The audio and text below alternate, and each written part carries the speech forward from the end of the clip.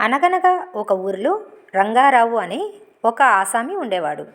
ఆయనకు ఒకసారి బాగా జబ్బు చేసింది. తన కుమారుడైన రాముని పిలిచి, జీవితంలో ఎప్పుడూ అబద్ధం చెప్పనని నాకు ప్రమాణం చెయ్యి అని అడిగాడు. అందుకు సరేనని చెప్పి చేశాడు రాము. ఒకరోజు రాము అడవి మార్గాన పట్టణానికి వెళ్తుండగా దోపిడీ దొంగలు అతడిని చుట్టుముట్టారు. వారిలో ఒకడు, నీ దగ్గరే ఉన్నాయి అని అడిగాడు.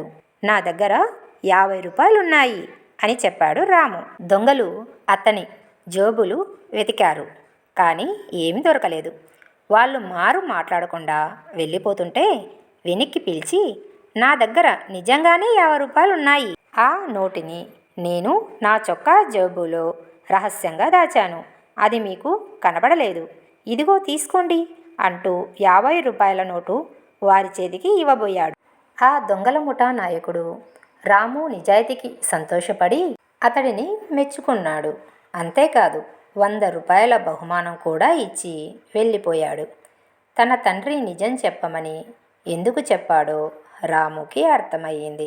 నీతి: నిజం చెప్పిన వారికి అన్నింటా విజయం లభిస్తుంది.